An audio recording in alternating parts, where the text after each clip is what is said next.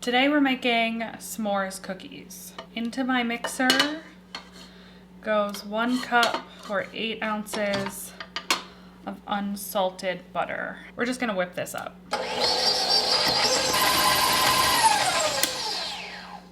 Okay, into the mixer, 1 cup white sugar, 1 cup light brown sugar. We're gonna cream those together. This is gonna take a couple minutes. A few things have happened while this was mixing. 1, I had an intrusive thought that my hair was gonna get caught in the mixer. It went up.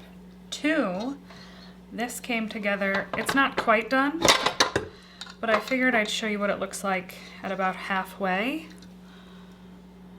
It smells great. That's not helpful. But yeah, we're gonna let this run for a few more minutes, and then we'll add the eggs. So now it looks like one cohesive mixture. While this is running, we're just gonna put it on low. I'm gonna drop in 2 eggs, 1 at a time. Again, while this is running, I'm gonna drop in, this is just vanilla extract, anywhere from a teaspoon to a tablespoon. This is a choose your own adventure moment. This looks really good. Next thing we do is add flour and baking soda. This is half of our flour. We need 3 cups total. And why just half? Because I didn't grab a big enough bowl. 1/2 gets 1 teaspoon baking soda. I'm also gonna add some salt. So we're gonna just mix this up really well. Into the wet ingredients, we've got, again, half the flour, a teaspoon of baking soda, and a teaspoon of salt.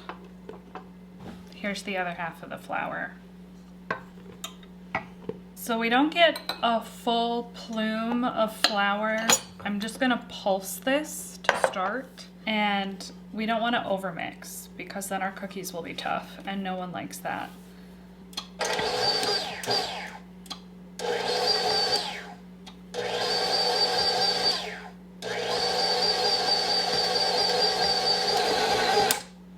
Gonna scrape this down. I see a little bit of flour on the top of my paddle.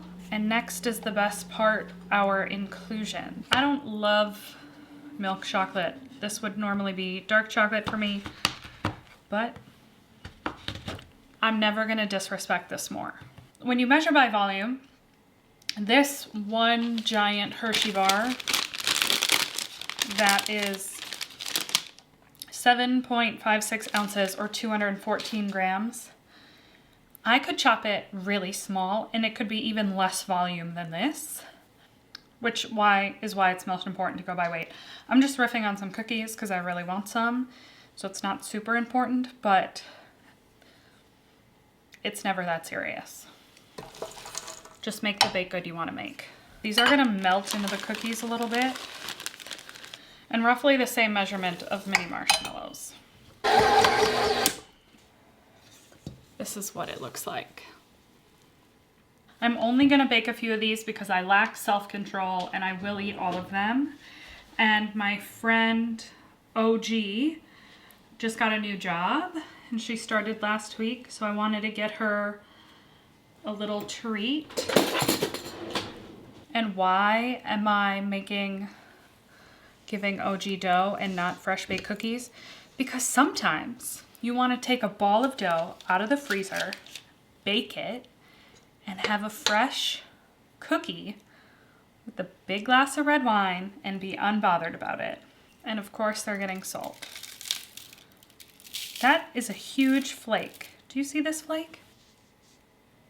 Oh, there we go. My oven is preheated. The cookies are ready to go. They're gonna bake at 350 for 12 minutes. This is gonna be a phenomenal cookie when I can eat it in about 10 minutes. You saw all the steps, really easy to do. I believe in you, you can make this.